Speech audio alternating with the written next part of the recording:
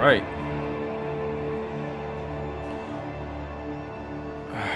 Finally, we're getting some new information.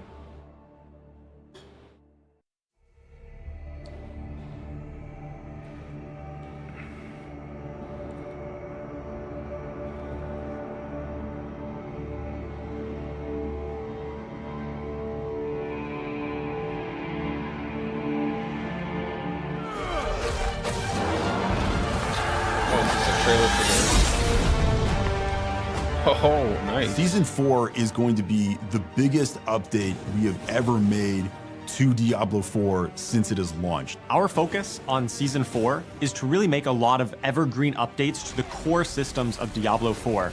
In Season 4, we're ramping the intensity across the seasonal and eternal realms through a collection of new activities aimed at ensuring the moment-to-moment gameplay experience is as exciting and rewarding when Hal comes to Sanctuary.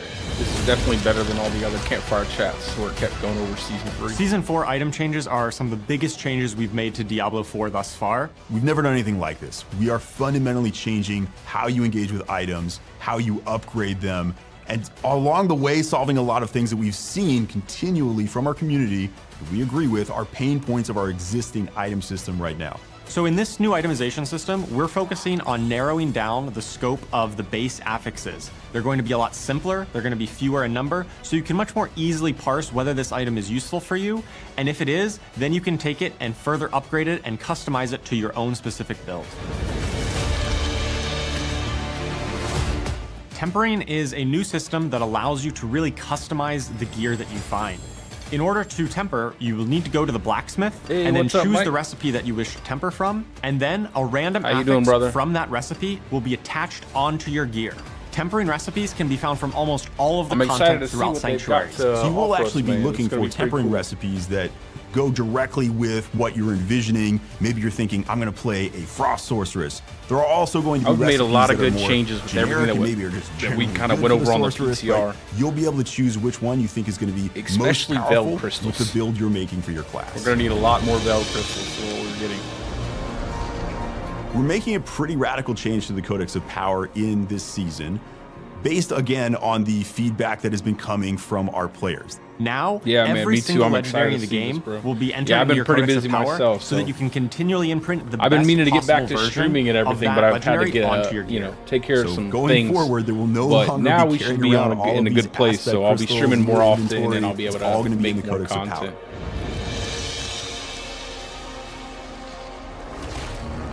So part of the final system that we have is going to be greater affixes. What's a greater affix? I'm hoping to hear some good things about the Druid, man. We want to keep it compelling that there are some really drops hope they that kind are of even better than the others when you're trying to get the roll back some of that at Endgame. Because of this, heavily investing in into that Shepard's aspect, I hope they kind of balance the class out properly. Legendary item drops, there's a chance the affixes on it can roll as greater affixes. These will roll with bigger values that are normally available for that affix. Greater affixes are fairly rare, but they're not impossible to find. While leveling up, you're going to be able to find upgrades much more easily with this new system. Another part of itemization is going to be masterwork. Yeah, you just have to have a big voice, man. You know how it's just hard to get them to see anything.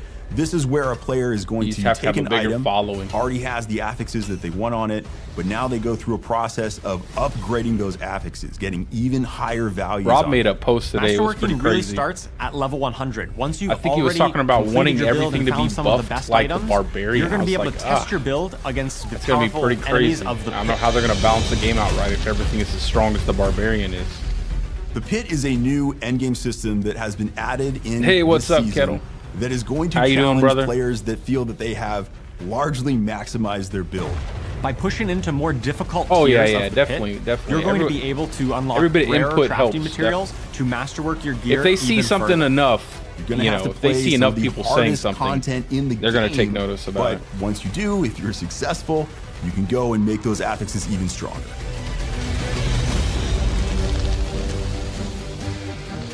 In Season 4, we're ramping the intensity of the Hell Tides through the inclusion of a variety of new activities. The first I'm of which excited to hear about the is a doubling mechanic. down I know and some rise people of have the said it's not cultists' going to be like a presence throughout huge the tide. difference. You're going the to be seasonal running through the mechanic Hell because of Tide everything that's seeing changing the in cultists season, just conjuring in up season swarms 4, and but swarms of demons. it'd be adding nice to if that they sense did of go ahead manic and add a really chaos cool that they're seasonal pretty well mechanic. known for. The outside other of like archetype that just we're seeing adding like some is the small presence thing. of the Doomsayers, who were unfortunate enough to be caught out in the tide and basically just lost their minds to all of the mania going on around them.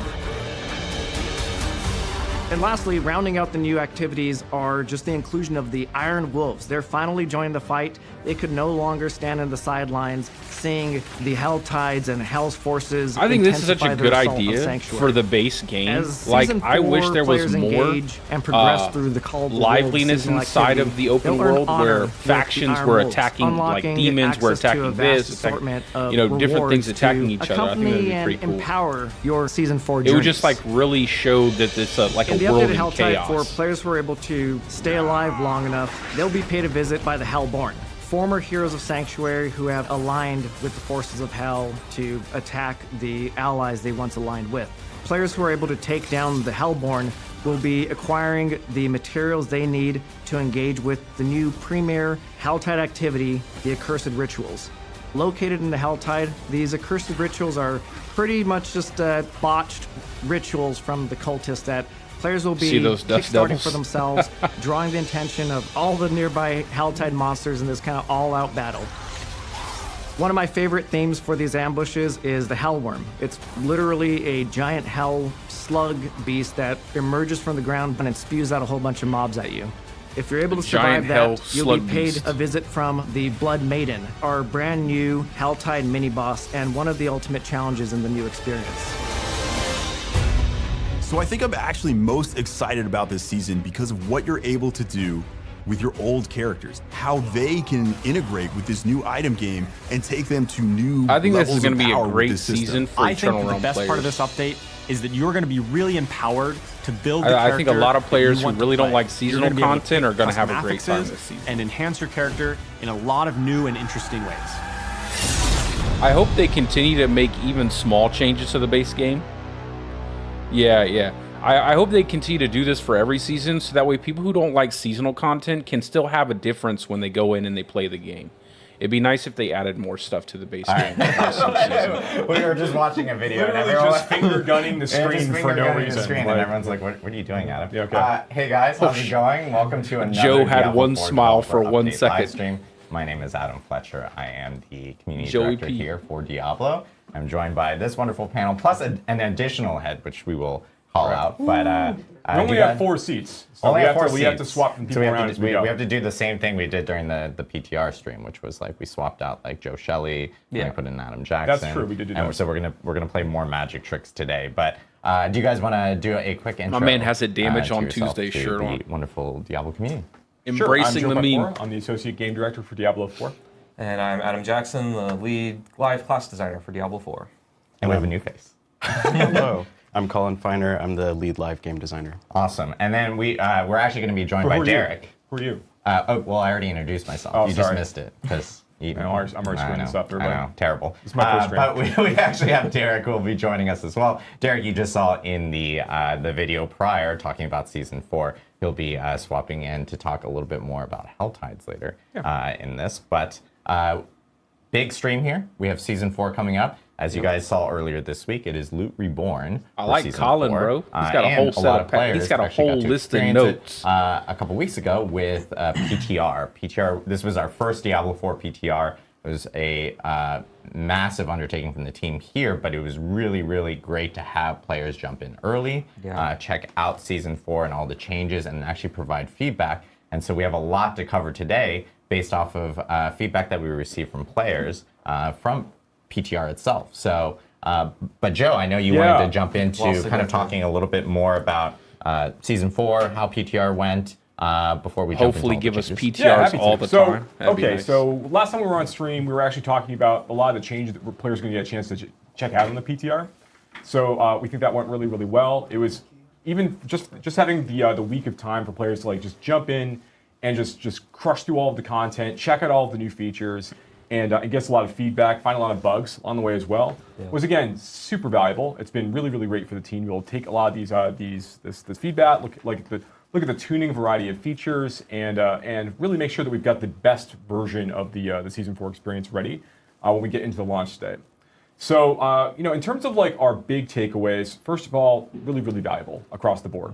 Season 4, Season Loot Reborn was, as I mentioned during the PTR stream originally, was really our opportunity to go back and take a lot of the feedback in that we've been looking at since the launch of the game from 2023. This art is so good. Yeah, it's I do love the key art for this key art for Season 4. Can't wait for the awesome. official Awesome. patch notes. Yeah. So so looking back at the thanks for disrupting my flow. I'm sorry. Nice. David Yeah, Paz art is amazing. So yeah, looking back at the launch of the product in 2023, we've been getting a lot of really good feedback. You remember back in Season 2, Season of Blood, we made a big change to like vulnerable damage and like the multiplicative damage that comes along with it. We made a change to the way the elemental resist worked. Yep. And there were a lot of things we had to do to make those changes like really shine through. There's like a lot of Paragon nodes that had to get updated. There were a lot of like legendary aspects that had to get changed. There was just a lot of itemization stuff in the background that we had to do to make those systems work better and lift up other things around them, like overpower, for example. Yeah, there's still a lot of stuff they still have to improve. So now that we're looking at like even when we were done that one big release for Season of Blood, we knew that there was a lot more that we wanted to do. Again, we've been thinking about. But there's a lot of work we need to do, like make sure that all of these things really all fit together cohesively. So, I mean, I can feel you on that, Mike. I understand. Like the introduction of things like the tempering feature, which we're going to talk a little bit more in a minute. We get to like introduce these new like affixes into items, and affixes you can't get on items anymore. The reduction affix count on items overall, so it's a lot easier to go and sort through 25 pairs of gloves in your inventory at any given time, where you don't really have those same situations.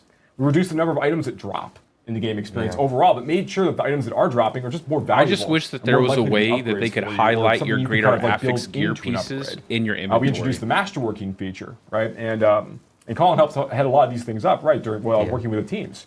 So they introduced the masterworking feature where players can continually upgrade items to increase the value of the affixes, and then I heard that you can no longer fail masterwork, crit on one of these, that's pretty make good. them even better. I was reading through some. There's a lot of things that were introduced. There was we added the new content type in the form of the Pit of the Artificer. It's like this new extremely deep and deadly dungeon dive players get to go into once they get into the towards the end game when you're getting to 85, 90 for your character level. You're starting to kind of dip into that space, and that's where you go to get your masterworking materials, which feels really, really good.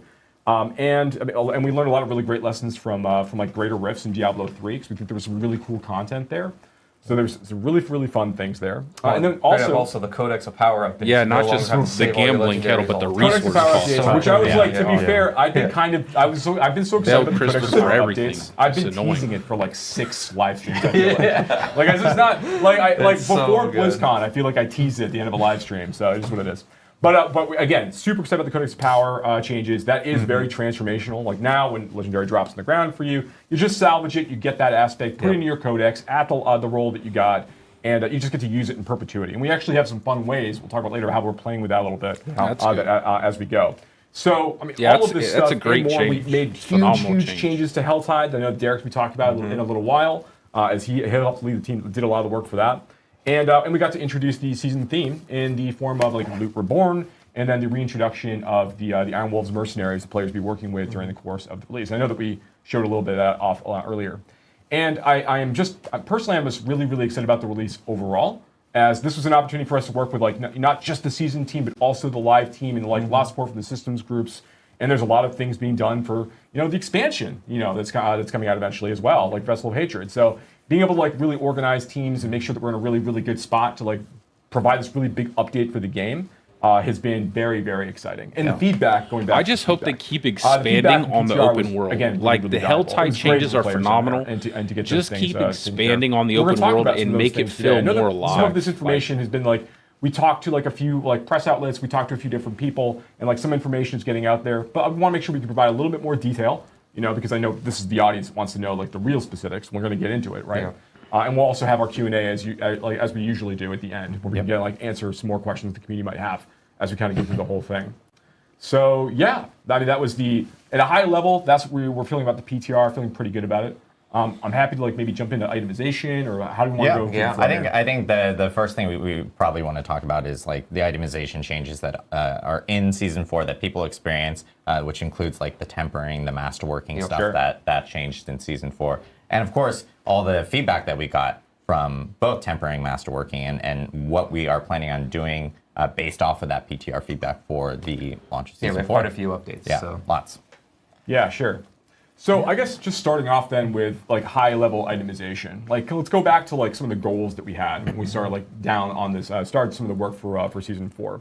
Now we want to make sure that first players were having an easier time comparing items in their inventory. It's actually one of the first things we started thinking about when we began discussing what we thought needed to change about itemization, because the experience in season 3 and season 2 and other seasons has really been like the player. You'll get into like the you're running your high tier nightmare dungeons. You're getting lots of drops. You're sorting through all of this stuff. Like you'll have like items that are like, this is like a 904 eye power sword. Come on, this is a come on. 909 eye power sword. Now I've got like 6 helmets that all are like are have a wide variety of affixes on them. We really wanted to, again, just to quickly hit this. Yeah, I just hope make they sure that we keep had a lower number more of things affixes from each overall that season, could roll Mike. on different item I'd like to slots. see more stuff from those each season, those Jack. affixes were more like generically useful and stuff that you could really build around, as opposed to having lots of really conditional affixes going back to like the the damage on Tuesdays joke. Like that's like, The shirt that we Mr. literally wearing it now. Not as funny if you Huge say it out proponent. loud. It's always funny.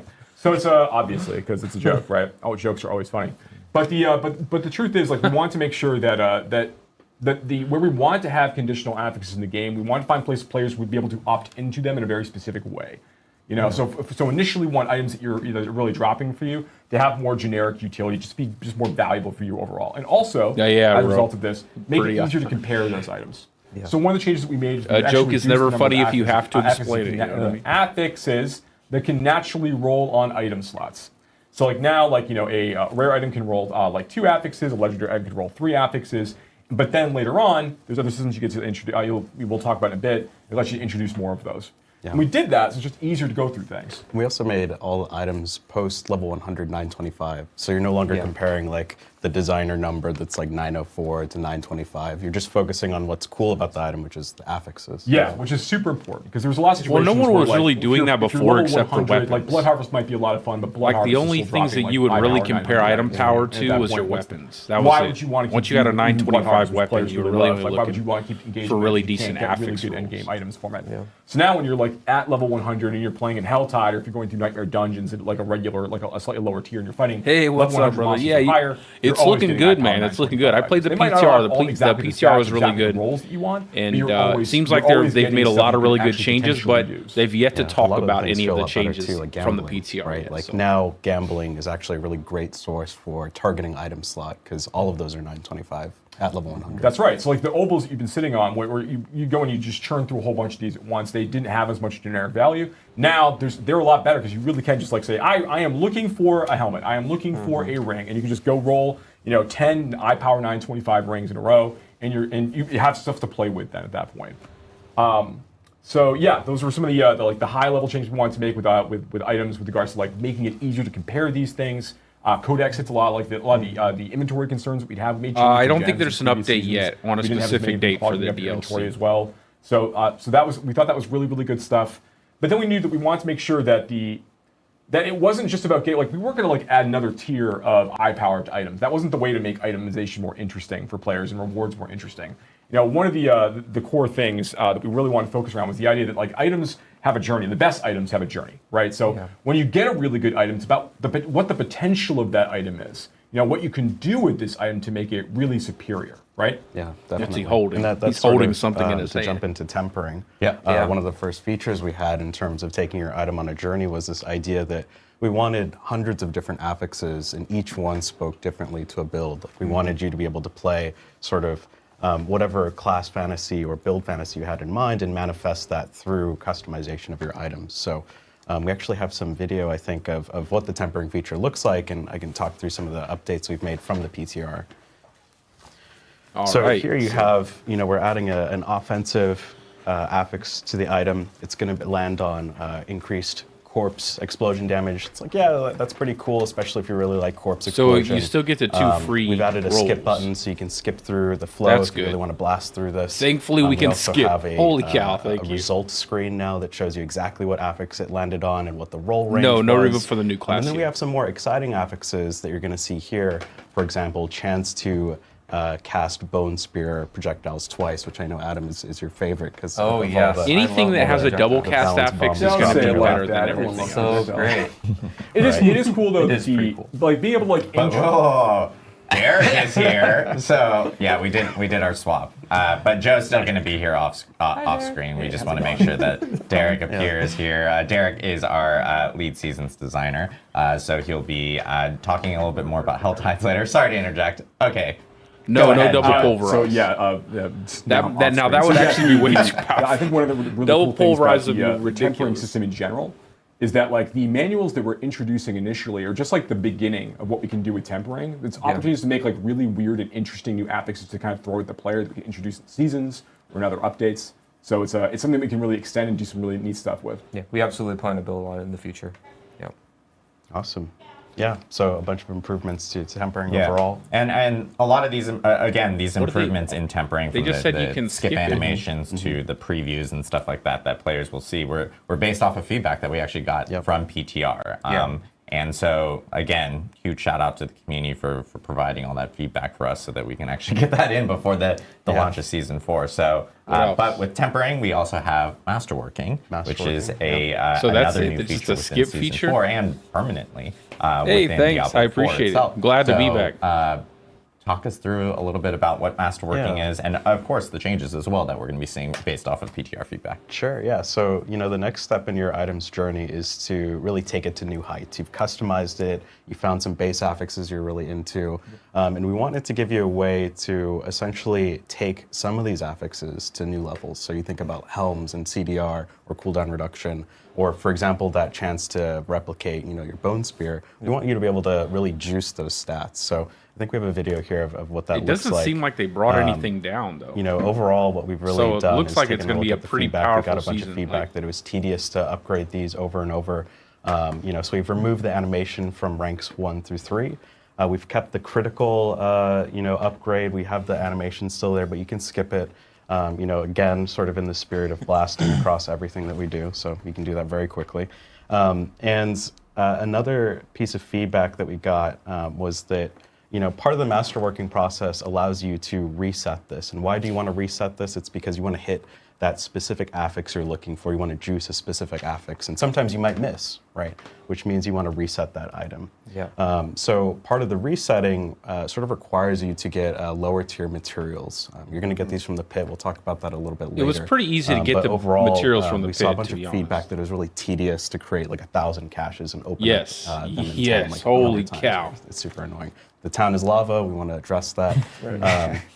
So we've added multiple scales of material conversion to those caches. This is a short-term solution. We have something in the future planned. It's just not ready yet. So while it's not the perfect solution, it does get you there a little bit quicker.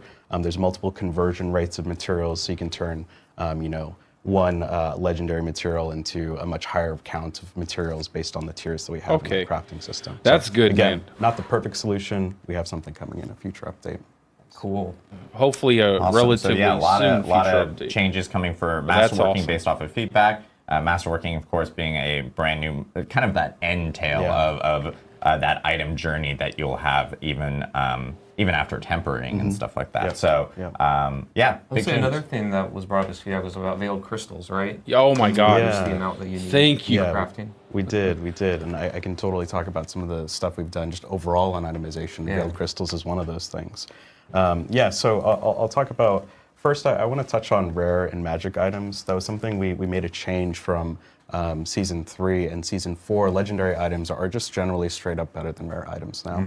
And part of our goal there is really to ensure that players aren't sifting through sand, looking through thousands of items. We want to just call it out, like legendary items are legendary. At the same time, we just tell me acknowledge about the that, veiled like, crystals. there is some coolness to knowing that certain magic and rare items could have value to you, right? We don't have anything for Season 4 yet, but the design team is definitely talking about ways that we can bring this rarity back in a way that doesn't diminish our overall goal of trying to reduce that sort of sifting through sand feeling, Yeah. right? That's pretty So cool. in the meantime, they can be salvaged. They still have a use in the end game. But we heard a ton of feedback, to your point, Adam, on the veiled crystals. It's just like such a bottleneck, and it's like, God damn it, I have to pick a bunch of like yellow items up to do any of the cool crafting features. What the hell, Blizzard? That's an actual player quote too. I think. Yeah, I'm very veiled sure it crystals. was. Yeah. Yeah, so what we've done is we've made it so that legendaries break down into equal amounts of veiled crystals, so you can just not pick up yellow items. It's just a bonus now. We've also made sacred and ancestral items break down into 2 and 3 amounts of salvage. So sacred items will break down into double, ancestral will break down into triple. So we're effectively tripling the output of a lot of the salvage here. And I know, that was probably the most vocal feedback that we got from players. About, Maybe a little bit. Yeah, like, I need more know. veil crystals, so I know that there's changes coming for that in Season 4 based off that PTR feedback. Another, probably maybe the second, maybe also the first topmost, our largest feedback piece that we got is around greater affixes and the visibility related to those. Oh, nice. So there are changes going into that for Season 4. So, Colin, do you want to talk a little bit about that? Yeah, we wanted, the dopamine. That was a big goal also of part of itemization, is just like seeing an item hit the ground and just being like, oh, I like that jackpot moment, right? So I like that they're going to be we doing actually something have with some video magic here to and show rare of items. what that for the actually looks future. like on the ground. Oh, that's cool. So you can see, here's the They have a weirdly nice long little, named item with the greater affix. Nice. That is perfect. Sacrificial sickle. That is perfect. So now it's we have marked one when greater it affix drops star. and It'll it's go up to marked 3 or in your 4 if inventory. it's a unique item, which I always love feels that. incredible. That's going to be so much it better. shows up on the ground when it lands. And then if we can go to the next video, we actually have an indicator now when it is in the inventory. Yeah, so you can see it. Zoom. Right. I asked him this as a joke. And it was, I'm it tell you looked what, so these good, I'm so guys happy. listen. I don't care what anybody Disappointed I says. can't see, like, the These pixels. guys It's listen unseen. to what people say.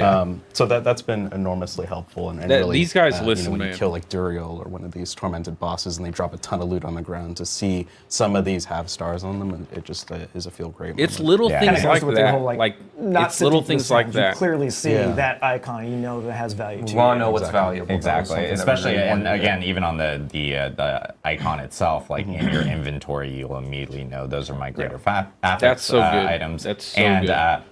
Long was a big gone one are the for me. days of the Roman numeral. Highlighting it in will- your inventory. You didn't like We the will. designer We solution? will. But it's funny. I think internally we knew like, oh, that's probably going to get changed. we had a few jokes about that. But Sure. I know. One thing I want to touch on real quick before I move on to itemization, if that's okay, Yep. is we actually, to touch on the veiled crystals, I think players are going to want to know this, is we reduced the imprinting cost of aspects quite a Oh, bit. thank So God. That's really going to help the veiled Oh, my crystals goodness. as well. I think it went from like 75 veiled crystals to imprint on an ancestral armor to 16. So Yeah, it's that's a Oh pretty my huge God, swing. yo. You're just getting That way is more of your aspects amazing. on here. It's a lot more flexible. So Yeah, that we should- really To want people to feel like, 16. this is kind of the Holy- Codex of Power updates in general. which Like, I'm really that pumped is about, amazing. Is we want you to feel like you're able to re-imprint those aspects, Yeah. and that it's something that you're not having a Oh huge my cost, God, huge these barriers guys to are do killing me it, right now. Because as you upgrade your gear, that should be part of your process, is like putting on their favorite affixes. They're saying everything I want them to So, say. Like, a lot what's of changes going coming on? with tempering, masterworking, itemization, and I know. Did we have any other 16 changes that you wanted to crystals, cover yo. before we move on to the next section? And Colin's got this novel in front of him, and he's like, "What am I going He to was do?" a keeper of a lot of Yeah. our changes. Oh, one I would think is worth mentioning, Colin, you may want to talk about, is the masterworking. I remember we got a Yeah, bro, it was feedback about the fail crazy. chance. 16 now, that's Kevin. Oh yeah, that's true. The fail We're gonna be chance able to we do did. like Funny test enough, that all was, like, kinds probably of the stuff, biggest play as change. much as Yeah, like that was a yeah, pretty yeah. big one. Oh, that's that so was good. the That's first so bullet, good. and I somehow missed it. Yeah. So we definitely felt like there's a ton of feedback that the double random chance was just a little bit too much, and we agreed. So we just took it out. Yep. It's just fun now. Just upgrade the item. We adjusted the material costs a bit, but the fail chance is no longer there. Yeah. Awesome. Cool. So many- thank you, those are Colin, for all going through wonderful those changes, man. We'll actually be back to Colin here later because he still has more to talk about from his novel papers that he has Joe, you here wanna that swap he now? prepared. We did want to jump into some of the class balance changes that are coming after PTR. Of course, with Season 4, we have a lot of class balance changes that we are have a on lot top going of all these itemization changes. And we got a lot of great feedback from players. So, Mr. Adam You Jackson. very much did. Yeah. Let's run through these. Yeah, so basically... The classic Let's Adam go. I Jackson expect slide. that most of these are going to be on a We have patch had 3 notes. categories of things that I'm going to be talking about today. Again, thanks to everybody for playing on the PTR. We did get a ton of feedback. I'm not going to go over the specifics of everything that changed, but I'm going to go over kind of the categories. Oh, that's of always things, been just because in-games there's are a kind whole of lot enemies are changes. kind of easy. Then they one shot One of you. the first big That's ones like every was that Endgame happened. survivability It's issues. crazy. So this is kind of talking about those people that went really far into the pit, and this is kind of something that's been happening on live as well that we wanted to address. And there's this phenomenon when you get really deep into the game and you're fighting high-level monsters where, you know, you'll hit a point where the monsters are kind of easy and you're able to blow through with your really powerful builds, and then you kind of get to a point where they start one-shotting you. Yeah. And it can be kind of mysterious and hard to understand, like, what's going on, why did this happen? We've also had some issues balancing that kind of top-end survivability when you get to those hard monsters in the game. This is One of good, the man. reasons for this is that variability in player defensiveness has been really high traditionally. This is why when you look at the new items in the game in Season 4, you don't see a damage reduction very much at all. It's a very premium stat now that's really hard to get, and it's to help solve this problem of when someone is stacking all damage reduction versus someone who has none of it, their difference in effective health and survivability is really, really high, and so it makes it hard to balance the game. Another part that we wanted to hit was really armor. That armor is kind of a really confusing stat. It's not really well understood how it works, and I'm going to be going over in a little bit how it works and what we're changing to kind of address both of these issues a little bit. Okay. Next is that some stats can get really high. You know, we added all these crazy awesome stats, and you can juice them with masterworking and crit them and all these things. And it allowed for some really crazy things on the PTR, which people love to post constantly at me. And to be clear, we like crazy things. You know, it's awesome to get powerful and have that fantasy. We do have to take into account things like combat clarity and computer performance to make sure that, you know, the game can still run very well for everybody. So we made some changes there to Yeah, like address Dust that. Devils. You mean it's not fun to just not see the screen or the ground? I think it is for a little while. Like, it is hilarious, I think. Yeah, it's funny for a bit, but when you can only see like patches of ground occasionally. And when one player can do that, let alone when you get 4 of them in a group, That's true, I think it's great. And last but not least, you know, balance changes and bug fixes. I'll be going over some of them, but there's way more than what I'm covering right now today. But just know, like, we took a lot of feedback on balance, a lot of feedback on bugs. There were a lot of them that were reported, and we acted on a lot of them, and I'll give an example of some that we did. All right. All right, so let's go into armor. So, brief history, listener description of how armor works today. This is like when you log in, how armor is functioning. It's your stat for physical damage mitigation. So you know how you have your elemental resistance that caps at 75 and then can get pushed up a little bit? Armor reduces your physical 75. resistance up to a cap of 85%. It can't go higher than that. He's been That's the playing number. Last Epoch. But what's confusing 70. is the amount of armor that you need to get to that 85% cap is actually based on the level of the monster that you're fighting. And I gave some examples here. These are the actual numbers in the game. So if you have a level 50 monster that's hitting you, you know, whacking you, then you need 5,265 armor, and then you'll be at that 85% cap. But then at level 100, at every level, you know, like 51, 52, 53, it's good, that number is going up of what you need. And at level 100, it's about, you know, 9,230, and then at level 150 monster, it gets close to 13,000, right? And so what this ends up, you know, kind of creating is that the player really never knows when they're done with armor, right? That number can scale up forever. It's kind of a hidden system under the hood. So when you're fighting these monsters and they get way higher level than you as you scale into the pit or nightmare dungeons or whatever, you don't really know how much you need. And Like, so this is kind your of average really player contributing to that won't know phenomenon where how much armor you're they fine, need. you're at the cap, and then the higher level monsters just start one-shotting you.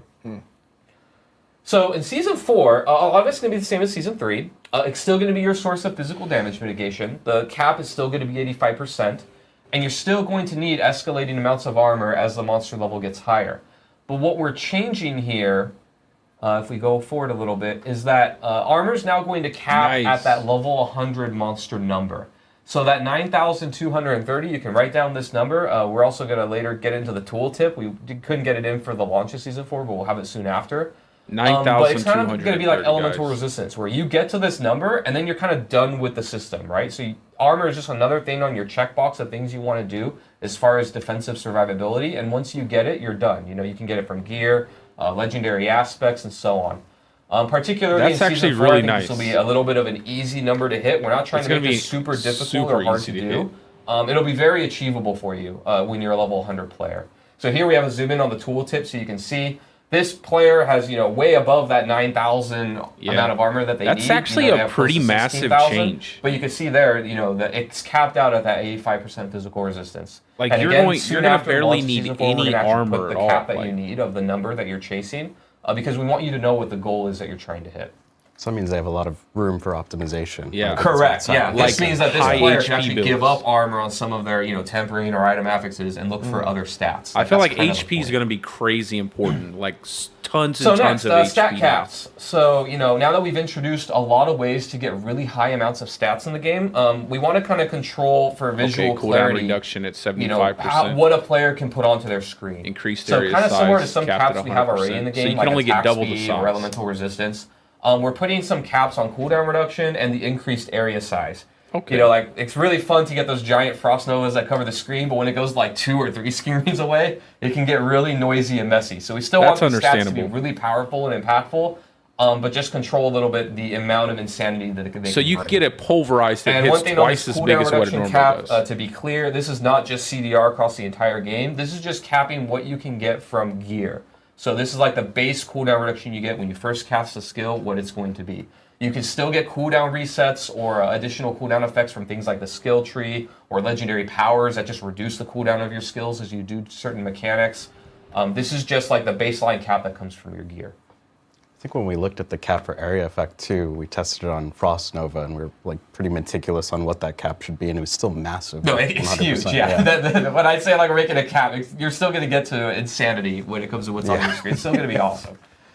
So you can see here, this is just showing you what the tooltip looks like now. So we're going to be showing you, as a player, what those caps are, so when you're evaluating your gear on your tooltips, what it is. And then same thing here. You can see here, like the dust level area effect size bonus. That's pretty it caps good, at man. 100%.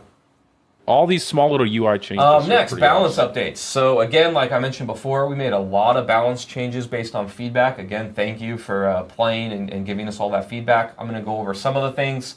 One of the bigger categories of things was, again, like I mentioned, those changes due to combat readability and balancing player power. Like little a tiny few examples dust here of devils things that we're everywhere. reducing are like the amount of dust levels that can be on your screen, and Fractured Winter Glass, one of my new favorite uniques we're bringing in. The amount of frozen orbs that could span the screen is going to be reduced a bit, so I want to prepare you all for that.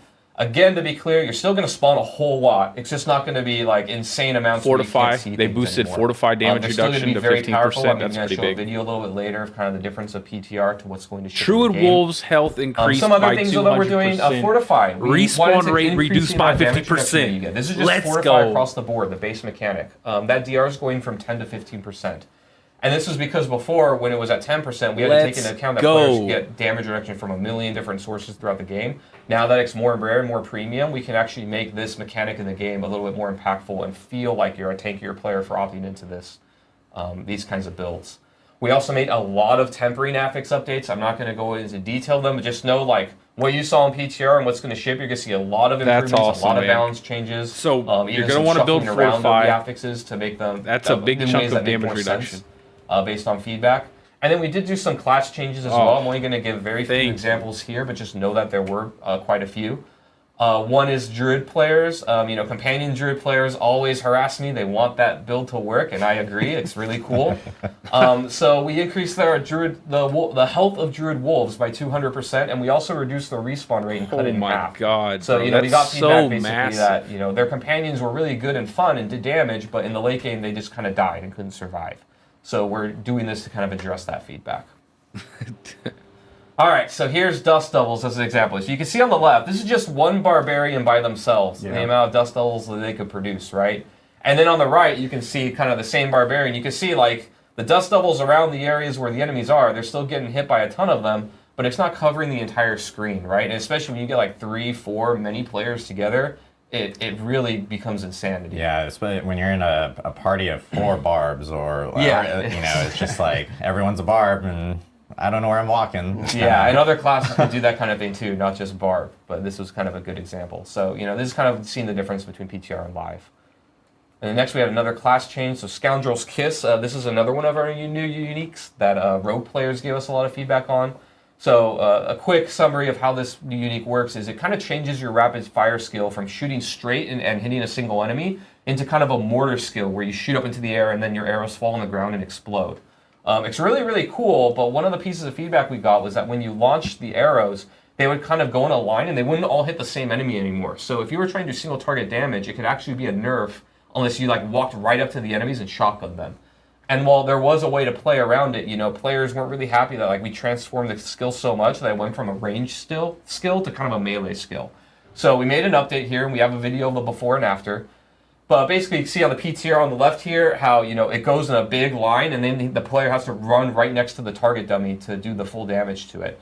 And on the right now, you'll see basically you target where those arrows are going to drop, and they just all go to that area. So you can hit a single enemy, but you also hit all the enemies around it because the arrows explode.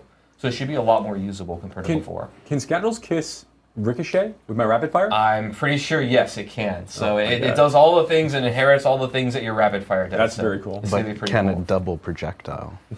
I'm pretty sure it can, just like everything else. Yes. Spam everywhere. Yes. We love spam. Yeah, that's pretty And cool. last but not least, bug fixes. Like I mentioned before, there were a whole lot of bug fixes reported to us. Thank you all for getting them. We addressed pretty much every single one that was reported. I'm giving some examples here, but again, we got a lot more than what I'm Hurricane incorrectly scaling, so that's good. One was Druid's Hurricane was incorrectly scaling damage basically infinitely, so we fixed that. Nice. Evan Piercer, the extra missiles from our new unique. That was one we got sent there, guys. That was one we got sent. So a lot of players actually found that out. And then Flame Weaver, another one of the new things we introduced to the game. It's basically an effect where you can put a firewall on the ground and then you shoot firebolts through it and it'll split the firebolts. Really cool fantasy. But what happened in the PTR was you could stack a bunch of firewalls right on top of each other, and they would split the firebolts multiplicatively and add more and more, way more than intended. That's hilarious. So you could fire a ridiculous number of firebolts, which were crashing servers and things. So it wasn't great. But now we fixed that, so it'll work properly. And again, we're still discovering and working on other fixes. There were a lot more that went in. If you reported it, it was very likely fixed. So basically, the build will be in a much better, stable state once we launch. I wonder how many things really that they would have caught without the PTR, though. That's what I always wonder. That's my section. So. A lot of changes coming to classes. Class balance feedback we got from PTR was really, really great. You know, we were able to make. I wish there was a way to see what Season 4 would look like without the PTR and with the PTR. It would be kind of interesting to see. We probably saw how those the two different initial things videos kind of like look. the dust devils everywhere was crazy. Also being in a party 200% HP to wolves. Being in a party with like They cut the respawn rate in half. Another, like necromancer. I was like, oh, Companion okay. Drew. Like, what's going on right now? I can't wait to see the official one of the patch things you get notes. to see things in development state. I will say these kinds of things are actually pretty common when we're developing anything. Is being able to create these crazy situations, and we have to fix it for the game. So before many it goes good live, changes so far. That Veld Crystal change, of PTR is players can find these things. Veld Crystals. Exactly. There's a lot more manpower to imprint. PTR Amazing. was super great for us to have, and thanks again to the community for the feedback on all the class balance changes, and thanks Adam for walking us through that. Yeah. The next thing we do want to talk about is with Derek over here. Derek is actually I think going a to talk couple a people little got bit that about, too, Kettle. So I think of course, that all they the probably would immense definitely Helltide get those changes. fixed. Probably one of the most popular features and changes that we've introduced in Season 4 with PTR and people being able to experience it. Of course, we got feedback based off of players jumping into Helltide, and we do want to go through all that with Derek. And then we also want to talk a little bit about the season itself with Derek. So, Derek, want to jump in? Yeah, just a few things to cover. So as you mentioned, the players who joined us when the PTR or caught all the various like blog and video posts and whatnot know that with Season 4, we're introducing permanent upgrades to the Helltide experience. Heavy focus on improving and enhancing, I guess. I actually love the armor cap. That armor cap is a massive There's a ton more change. things to do in the Helltides, Like and as a result, there's just a ton 9.3K more armor. monsters to mow through in the Helltides. There's also some explorations, and just to double back real quick, these are all permanent across both the seasonal and eternal realms, so they're not going away once Season 4 ends. This is just how Helltide part of the works. game. Yep. Kind of like our item updates. Man, too, this right? is Yes, such, now this is and such a forever. good campfire chat. Yeah. This is Sanctuary. But there's also, if you kind of look at the top right of the screen, the threat system. So the longer you're fighting in the tides, you're going to be accumulating threat, which just results in even more monsters ambushing you at higher frequencies than monster packs. I think I'm excited to see what they personal change favorite, with like, this, like fan 'cause it was favorite so good. is the Hellworm. This giant demon slug bug that I just hope pops they up let from your the ground and cinders just vomits carry over monsters to all the over next you. Helltide. But kind of with all those, the seasons, as we say a lot, are an amazing opportunity And for I hope they experimentation. revert the Cinder And drop rate nerf. Sometimes the Those best two results things. of those experimentations are when they can inspire permanent upgrades and just enhancements to the base game as a whole. So that's where the Hellborn and the new Accursed Ritual and Blood Maiden come into play as part of the new Helltide experience. Yeah, look at those. Those They are look rad. so dope. So the Hellborn, as our Season 2 players might recall, we introduced the Bloodseekers. And those were really cool monsters based on class archetypes. So you're kind of like fighting vampiric shadow versions of yourself. And we take a look at that content, and we just love it from like the team perspective, and just find like, hey, we're upgrading the Helltides. This is a perfect piece of content to just include with it. So that's where the Hellborn came into play. You know, they're fallen heroes of Sanctuary. They've been overtaken by the corruption from Hell and, you know, kind of turned against you. Kind of in line with that, the Accursed Ritual I agree, and the Mike. Blood Maiden. Cool cosmetics. In Season 2, with dropping the from a Bloodlords lot and of the things would be Bloodseekers, nice. we introduced this concept of, I guess, calling it just like open world social boss summoning. We followed up with like the there's a buzz right there. It's very, very catchy. Rolls right off the tongue. I love it. Again, to my designer speak sometimes, but yeah. And we followed that up with like the Malphus spawners in Season 3. Yep. And again, looking at these really successful experimentations from previous seasons, we love opportunities to bring players together and just add that extra layer to the Helltide experience. So that's where the Accursed Ritual comes into play. So as you're out fighting against the Tides, you'll be collecting the new material, the Baneful Hearts, that you can bring to the Accursed Ritual. It takes 3 to summon up the Blood Maiden. And you can do this, you know, by yourself, or you can partner up with some buddies and all, I guess, contribute to the summoning together. And, you know, the Blood Maiden itself is our new Helltide mini-boss. That Yeah, there was she's a lot of immensely fun, powerful, man. but also very, very lucrative. And I think the last thing forgot to mention is that this is all expanding into World Tiers 1 and 2 as well.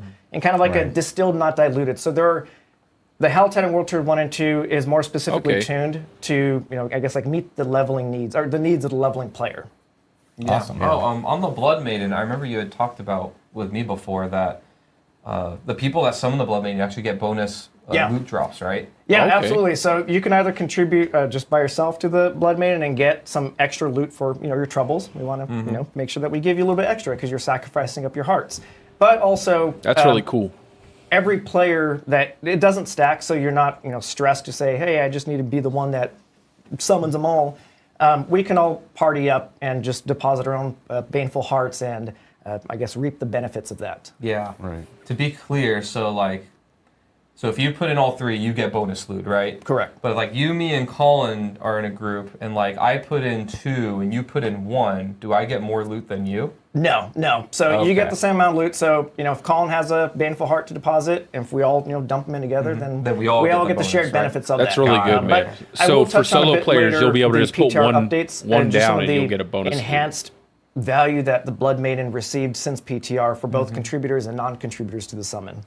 Awesome. Yeah, so a lot of new stuff That's coming really in good, man. for Helltide, and this is all part of the stuff that players got to experience in the PTR. And of course, we got learnings from the PTR, as you just mentioned. Many. Do you want to walk us through some of the changes that are coming in with Helltide for all the PTR feedback that we had? Yeah, I think I have a PowerPoint on my own.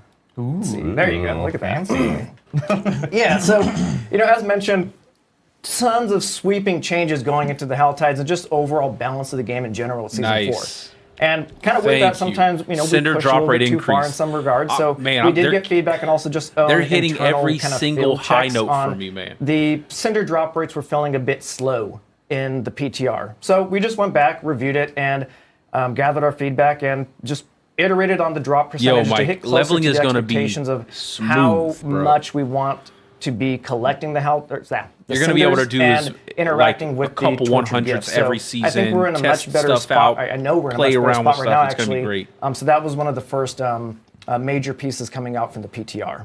A lot more chests from this, yeah. Yeah, Oh. chest, more loot, more fun. Awesome. Let's see, next one. Yeah, so on the topic of All more right. is more fun, the Baneful Hearts, we were noticing that they were dropping a bit inconsistently. So you can get the Baneful Hearts from opening tortured gifts, killing the Hellborn, and one of the Doomsayer variants, one of our new activity types. But again, we want to get the Baneful Hearts in the hands of the players with a pretty steady cadence. So we noticed with the PTR that we're just not gaining them as frequently as we wanted to. So we just went back, iterated, and kind of reviewed our bad luck protection to just ensure that we improve the consistency that Baneful Hearts are dropping. And this is all kind of like, the Blood Maiden is not meant to be seen as like this highly ambitious piece of content that you only engage with like once every 50 levels. We want you getting the hearts. We want you engaging with the social boss summoning mechanic. And I think it just adds that extra layer to the Helltides we want you to engage with. And on the topic of the Blood Maiden, overall, like we touched on earlier, the Blood Maiden is just seeing some overall rewards. So like they said, we're getting a bigger reward as noticed, if we contribute to the Blood Maiden summon. If you contribute to the summon of the Blood Maiden, you receive a bonus reward. But one of the things was that you couldn't really tell. There is a little icon that appears like where your buff bar, but the effects of that was largely unnoticed from both the team and actually just the PTR players themselves. And I really enjoyed the difficulty of the Blood Maiden. Taking this opportunity to just review the overall value of the Blood Maiden for contributors and non-contributors alike. Because again, we wanted to make sure that she has a clear role in the Helltide experience. So again, overall, Blood Maiden is just overall more valuable. With this, we're dropping things like legendaries, Forgotten Soul, Lore Zermats, and a percent chance for contributors at the end world tiers to get some endgame boss materials as well. Yeah, so this is it's now such like a fun event. An additional opportunity for players to get additional. They need to keep doing stuff like this, like find fun events and then just make them more rewarding, so players want to engage with them more and more. Really have one because Blood Maiden was a lot of fun for me, and we wanted to expand and the overall Helltides felt more a lot avenues, more fun. so players didn't have to just kind of be like tunneled off into one area to get like specific bosses. I love the cinder drop rate increase. Now they just need to tell me they're going to carry the cinders over. You to actually use these. In Season 2, I'd just chain summon the boss over and over and over, and there would be this awkward dance where someone would show up. What was that? Like, I know you have the waiting game. Like, use your material. Yeah, and that's why it's really also important that the nuance is not. Nuance is honestly lost pretty frequently when we're talking about like drops for different kinds of creatures in different sorts of situations like this. Like Treasure Goblin. We talked about Treasure Goblin a while ago, a few seasons ago, and I remember I put a poll out on X. .com. So at one point, basically, I put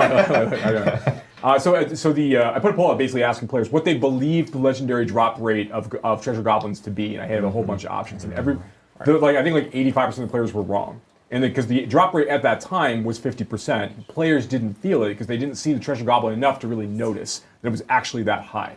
So I think making sure that like we were like buffing up those moments where there was I had some my contribution bonus. There was something higher, there. I didn't get to really felt. read through it. Yeah, absolutely. You know what's funny is I think they'll probably Joe put it back talking up. off screen, and we're all looking off, and people are just staring at us stare into this random corner and stuff. You know what would be funny is if we all just actually looked back there at Bale. We should play every time. Yeah, every time. And like Joe's turned into Bale. Oh, literally coming in the corner. That's awkward. That wasn't part of the plan. I like the deep shadows. That's where he is. I guess the moments when I decide to say something, maybe they'll occasionally. I was like, we have another camera. Awesome.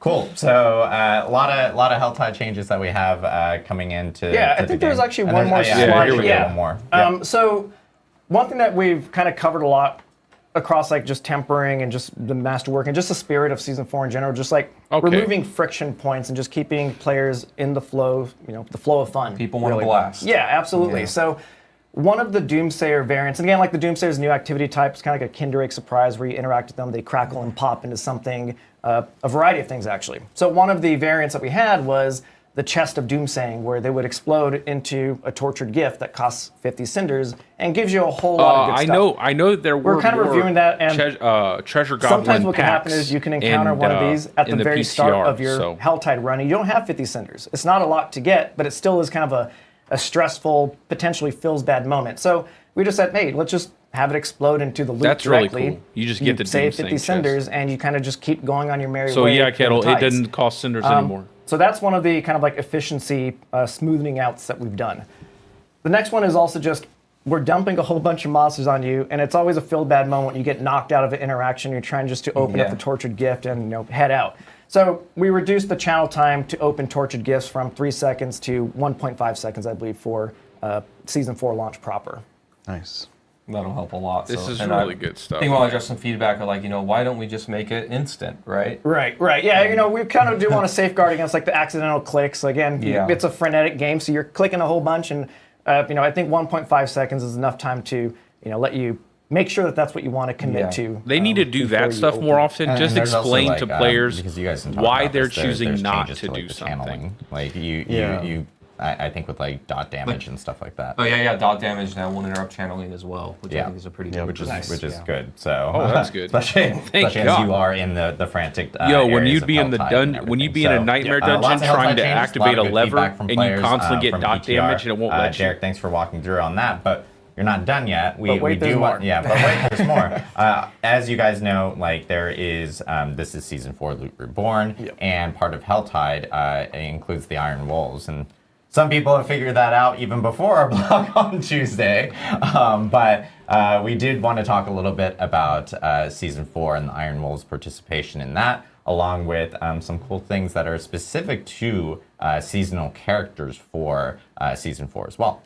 Yeah. So again, as mentioned, the players who joined us in the PTR, or again caught all the various blog posts. Hey, what's up, Dave? Will notice that the Iron Wolves are now a permanent part of the Helltides. They're fighting and dying alongside the players now, and they're here to stay.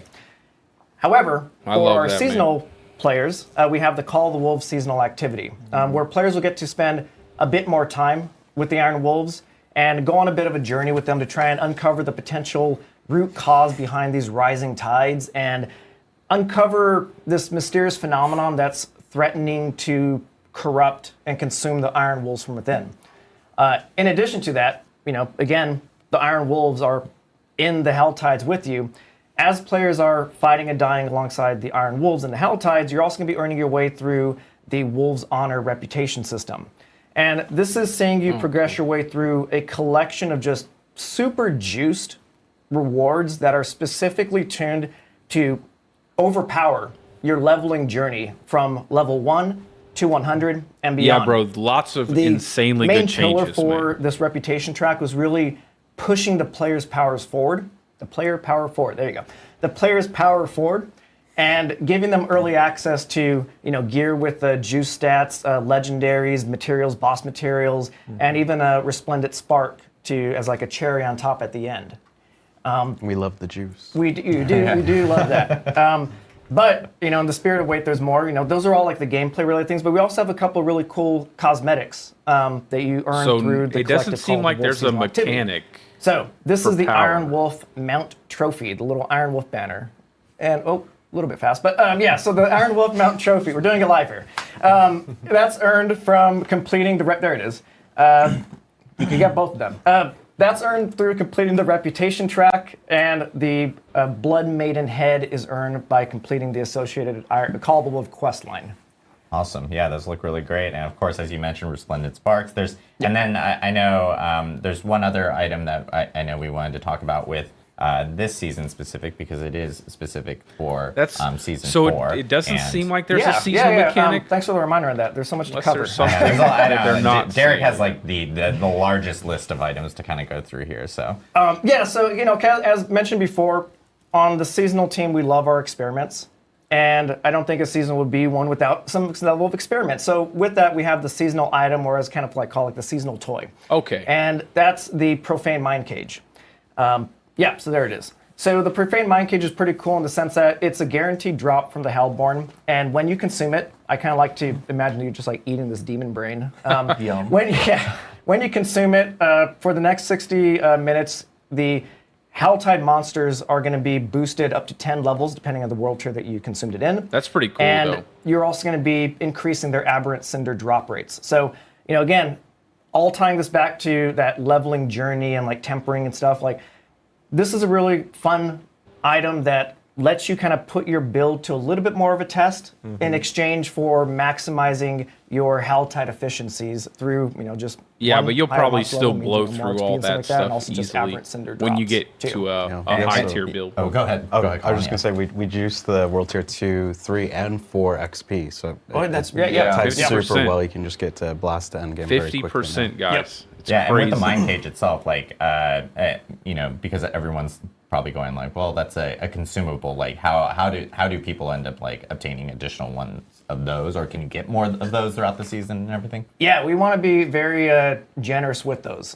So one, they're a guaranteed drop from the Hellborn in World Tiers 3 and 4, but you can also use them in World Tiers 1 and 2. So if you want to like boost some level, Oh wow, that's actually pretty big. You also get I think like a bucket of them through the Wolves Honor reputation. Like we crammed as many rewards as we could in there, so they will be in steady stream. So being able to use those at lower tiers, use it, don't hoard it. Definitely experiment. You're going to be able to make alts it's so much faster. Yeah, so it's great. Like if you want a little bit more of a challenge, a little bit better rewards as well, you can of course use your mind cage, and that is exclusive for players. Yeah, it seems pretty simple, but honestly, there's so much changing that I think it's actually a good thing. All the changes with Helltide, and of course some of the new season stuff with the Iron Wolves.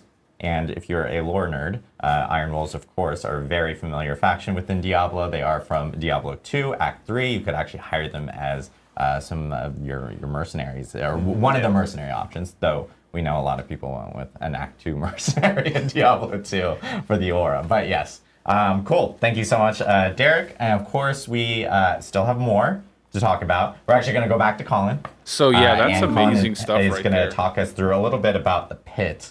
And the fact that they're increasing the cinder drop rate, so you have that mind cage and give you even more cinders. You're going to be able to open up all kinds of chests. Do you want to like give us a breakdown for people who may have not experienced the pit or may have not seen the stream beforehand? And on top of that, tell us about. This is just going to be such a great season. Yeah, so something that players have asked for since we did a bunch of nerfs to the Nightmare Dungeons, if you recall, I forget what season it was, but we made tier 100 Nightmare Dungeons a lot easier so players could get through them. One of the big pieces of feedback we got was, okay, well, where's my measuring stick? The game is a power fantasy. It's about getting as much raw power as possible and just dominating, right? So if there's no place to push back, then everything is just a little bit too easy. So the Pit of the Artificer is our answer to that measuring stick. You're going to be able to push very deep into the pit. There's a lot of levels. We were inspired by Abattoir of Zir, but to be very clear, Abattoir of Zir was a special case in that each tier jump was just like brutal. It was like exponential. Yeah, it was like ridiculously hard every single tier, and it's like, you could only get to 7, which isn't very heroic or powerful, right? So we've taken a lot of the learnings from Abattoir of Zir. The pit goes very deep. There's many more tiers. It's much more gradual, so you can start pushing into it. I think you meant getting 25. Some of these masterworking material rewards. And the pit is all about, just blasting through monsters and the demons of hell, right? There's no negative modifiers. We're not CCing you a bunch. This is really just a test of how powerful your build is.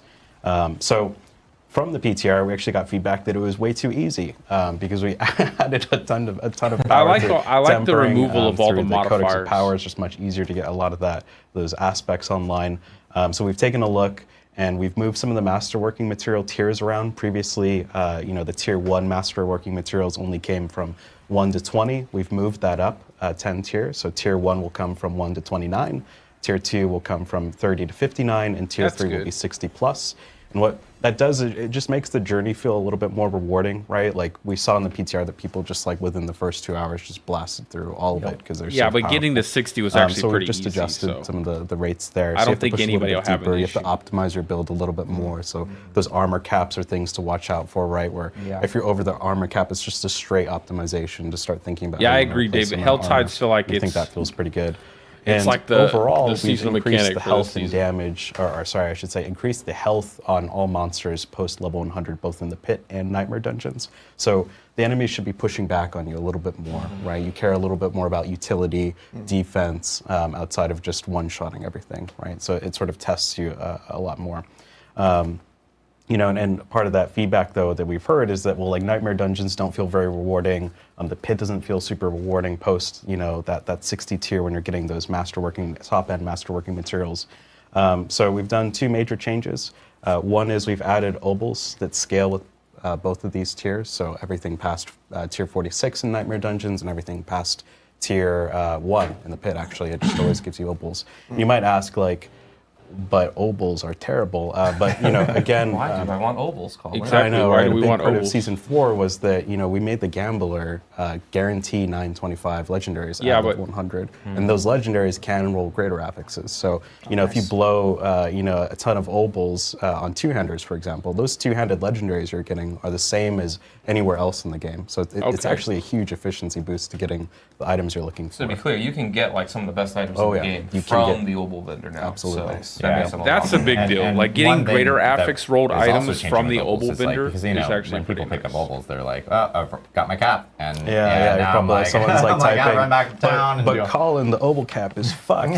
So we've increased the obol cap substantially. That's so good. the amount of obols you get now is 2,500. You can hold Okay. up to. Oh, yeah, So that's you can actually really good. Go I'm to the actually happy gambler with and that. That give does me feel- everything, and you can just do that. I a don't couple think of people times. realize how get good your that obol feels into until you things. actually Yeah, try it. When yeah, you're looking exactly. for that And one the specific items are piece of incredible. gear, And just you just can to, just like, roll it double down over on and this for over a again. second too, like one of the things that we also did as part of this, like when you use the enchanting feature in Diablo 4, you can't actually enchant off of an affix into a greater affix. That's right. Yes. So when a good item drops for you in the base game, you can't try to like roll for greater affixes off the enchanting system. Yeah. It's good for getting you to a stat you really need in a situation where an item didn't get you what you wanted. Yeah.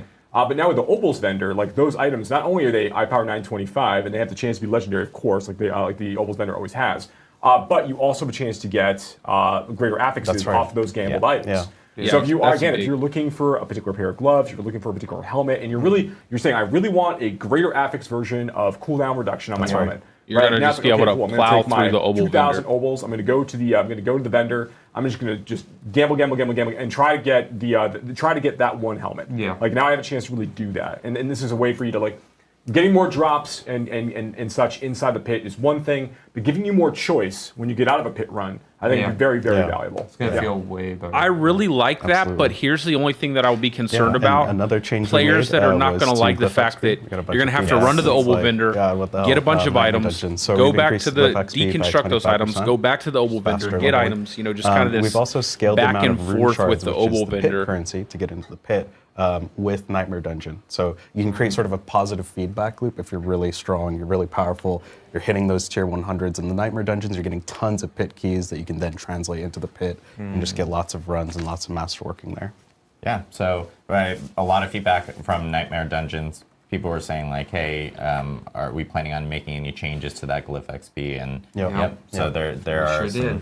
We sure did. We actioned on it for sure. So there's funny enough. There's also even in the season journey, I believe there's also like changes to that. Yeah, that'd be a hashes pretty themselves cool where you can idea. actually use that to Giving boost you like a even, double glyph chance XP by is also part of giving that, more obos for an with item. the I think season that's a journey. good So, idea. Very cool stuff that we have. One more. Sorry. there's more. I have this list, but then I don't actually. Because read it. 1,000 It's just like a obos fraud. would cap Sorry. out your inventory with a few of the items. One other thing that we did So- was we heard a bunch of feedback that players were dying at the end of the pit because we have this like shadow boss that sometimes comes in and throws a wrench in what you're doing. And as much as I push for learn to play, our encounter design. I like to get good philosophy yeah. in person. Ruthless. Absolutely. Take it was that, hilarious. hardcore players. Surprise. Yeah. Surprise. Yeah, isn't it fun to die after you killed the boss? So our encounter designer did an amazing job cleaning up a lot of those affixes after you kill that boss, and the arena should be clear now after you kill that boss. As chat says, get good. that's But right. No, it's not a yeah, get good, man. We saw that a If lot. you and, kill the If boss, you're a hardcore player, that would have been those a things tragic should loss. disappear. Yeah, Like it- I prefer the Yeah. word hilarious. Yeah, some designers like fist pumping, like yes, got him. Yeah, just watching streams and reactions from that. So awesome. So a lot of changes coming for the pit. Pit is, of course, a new feature within Diablo 4 permanently, and you can experience that in Eternal and Seasonal realms.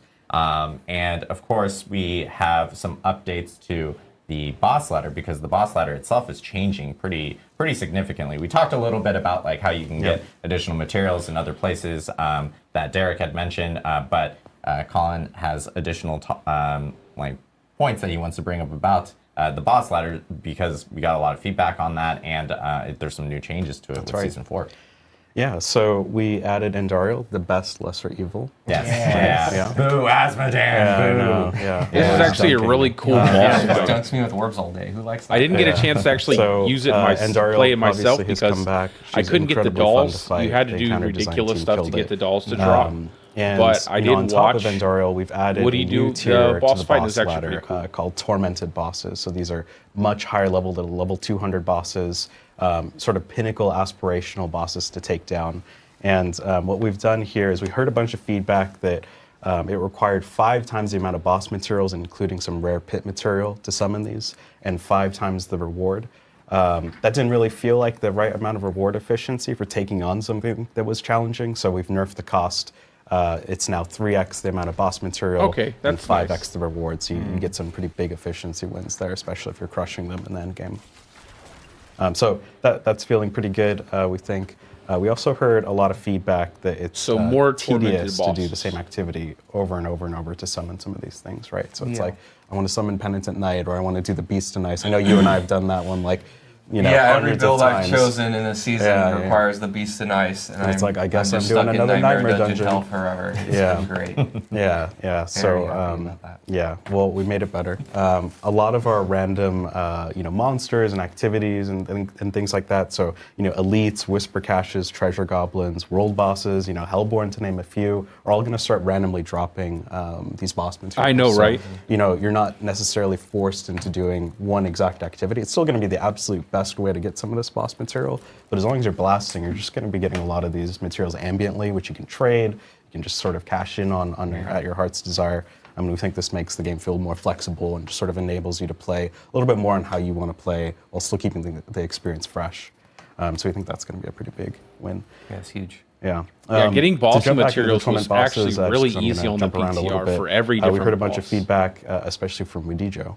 Hopefully he's watching. Is that There's the no bosses? way Wudijo's watching right I know, now. probably not. Yeah, it's not very interesting.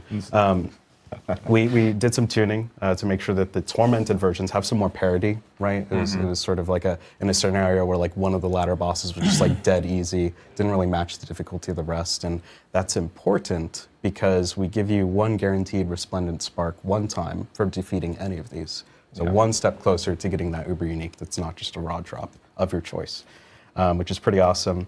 And then something else, speaking of resplendent sparks, we're adding one to Uber Lilith. So the first time you kill Uber Lilith, you're We'll also actually gonna have a get reason another resplendent to spark. kill Uber Lilith at least Now, one that- time. That brings us so that makes to me happy. 3 opportunities of being able to earn yourself a Resplendent Spark. We right. heard one from Derek at the end of the season, the Iron Wolves, board, Yeah. and doing that within the season. We now have one with the Echo of Lilith, and of course one with your first Tormented boss as well. So additional opportunities. So to earn you can Resplendent almost Sparks, get and of course like you can 2 still Uber salvage uniques. your, any I think it's like one- that you do happen to Yeah, find. you and can get you one and actually then you'll earn have a 3 resplendent Spark. sparks. So what that means is if you do all of these and then you get an Uber unique, you can actually change that into whatever one you want. Yes. Yeah. Is really what that means. And then something else, on the Uber uniques is that I'm just laughing because I've gotten Uber uniques before. Not a whole lot, but with our tooltip that we showed,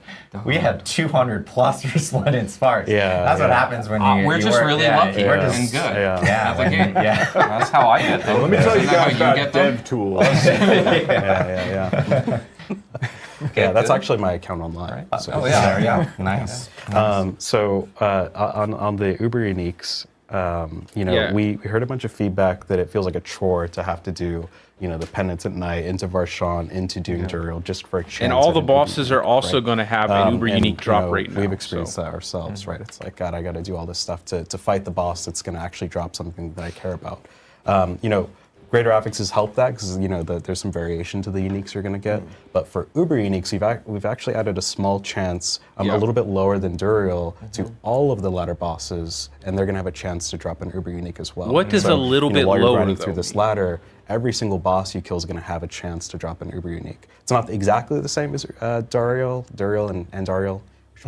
We should do like a combo, like Duriel. A lot of Uriels. And we think that's going to make it feel a lot better. Yeah, awesome. So yeah, a lot of changes coming with boss ladder and changes based off of PTR feedback that we saw. Yep. Plus just overall changes for season 4 that we were planning, so that it's gives more opportunities for players to actually experience it. And of course, the new versions of the bosses themselves and their tormented echo versions. So Awesome. Thank you so much, Colin. Of course. And I know we wanted to, before we jump into Q&A, because we're getting towards the end of our updates for Season 4, Mr. Adam Jackson wants to talk a little bit about the season journey. This is actually something really cool. One last thing. Us over on Class Designer, we're really passionate about this and we're excited for it. So the season journey.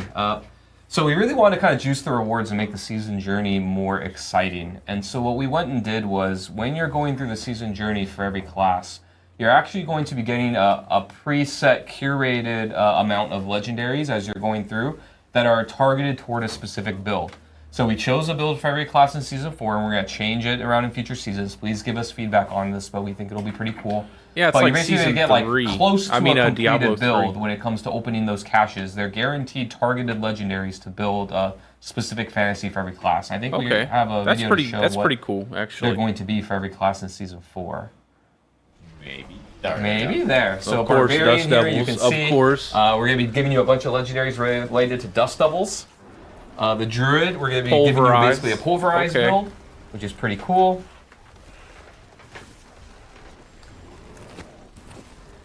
Next is the Necromancer. Of course, everybody's going to be playing minions, so we gave you a bunch of minion-focused legendaries. It's funny because pretty awesome. All the other classes are getting like new stuff, Sorceress. and like we actually have a Druid's getting pulverized. For Incinerate, which you'll see here. It splits up. So we were giving you an Incinerate build on the Sorceress. It's like Incinerate and then the Rogue, Minion build and Dust Devils, Barrage. So again, kind of the point Druid, of this is that if you don't really know what you want to play, or you really want to just go through a season journey and try out something before you go to a build that you really want to do, you have a foundation of something more complete to start with, which we're pretty excited about. We think it'll be really cool. And with the codex change now, you also get to collect all those items are actually dropping out of the season journey caches. I wonder what the affixes are going to be, though. Like, that's really the only way you could make a pulverized specific build. Is the affixes. The aspects are obvious. My mic died halfway through there, so I had to do a quick mic swap as we were playing. We were free. Also, Joe Pipor's back. Hi, Joe. Derek is now over here. So. Oh, I'm happy about pulverized. I just wish we could have something different. We are playing musical chairs today. That is also a new feature coming in Season 4. I'm just kidding. So a lot of changes. Season 4, pretty huge. It's by far the biggest season for Diablo 4 yet.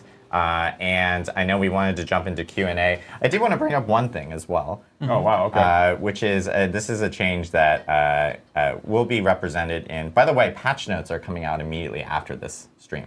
So, that's one thank goodness. thing. So yeah, I'll go over the patch notes immediately after this stream. Please enjoy reading it as much as we enjoyed writing it. Writing it and reviewing it and editing it. And I wouldn't, based off of the size of the patch notes, I wouldn't be surprised if we do have a few things that might be missing that we'll probably have to post-add if as we're kind of going through it, just because it's massive in terms of size, as people saw from PTR. And now it's just even larger. So after this, I'll probably in the stream get something to eat, and then I'll go over the patch notes and make a video on that. I want to bring up is, and this is a thing that's coming in Season 4. And then I'll probably stream a little bit later tonight, but we'll probably stream something different. Hair on their characters themselves. They can actually go to the wardrobe now and actually be able to do it. Which is you can change your character's hair. We've heard a lot of people go like, "Hey, I kind of want to." I made that character a while ago, especially like an Eternal character. Yeah, I'll be sure to cover it. I'll break it down. It won't be any. I'm pretty good at simplifying stuff. We're going to jump into Q&A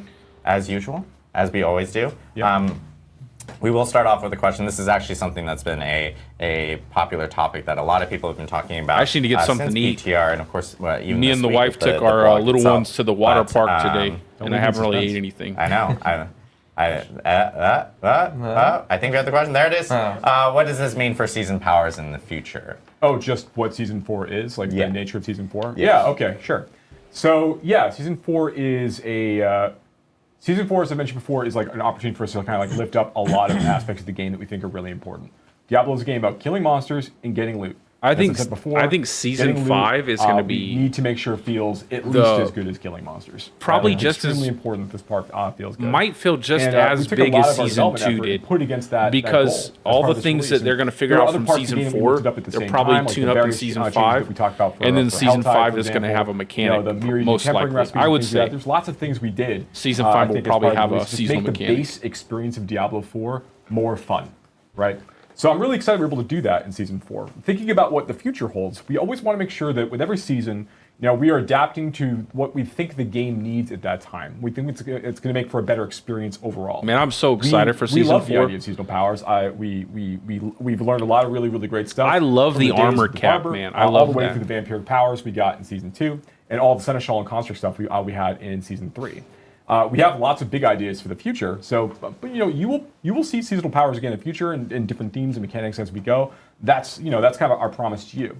And with the things that we have in terms of like the Iron Wolves quest line and the various rewards you get, changes we made to the season journey for getting like all of those themed items, those various like kind of aspect builds together as you kind of progress through. We want to keep building upon these mechanical elements as well at the same time to kind of continue to help lift up the experience. So yeah, we will be returning seasonal powers in the future. But with every season, we want to make sure that we're doing what we think is going to be lifting the game up the most, the things that we think are most important at that time. Awesome. Question from I'll bounce between some questions from chat and from our forums, because we did have a thread up in our forums about specific questions. But this one's from the forums. This is from Avalon. They're asking if, because season 3 actually ran longer and season 4 itself had a PTR, will season 4 actually be a shortened season, or will it still be a standard size season? They weren't sure how PTR is actually affecting the time on it. So PTR is not as impactful for the timing here. I think it's a slightly shorter season. I think it's like 1 week shorter or something. I need to look at the date. Yeah, and I will note PTR. The reason why season 3 ran longer was because we wanted to make sure that we could get that PTR. This was our first PTR, so there was a little bit more effort needed to get that out for players. Yeah, you're absolutely right. So I think about when I'm thinking about the future and what PTRs look like, what we want things to be it's not that having a PTR automatically means that everything is going to take longer to deliver. But there was a lot of things we had to set up for the first time for the PTR for season 4, and I'm really glad that we did, because as I think you've seen, there's a lot of things we learned as going through the process. And it gave us the time to iterate and use the feedback too, which we did a lot of things based on. Question from Blake Darko CS. Will you guys think about maybe a potential different beam color for items with greater affixes? So I know we talked about this for a while. Yeah, I think.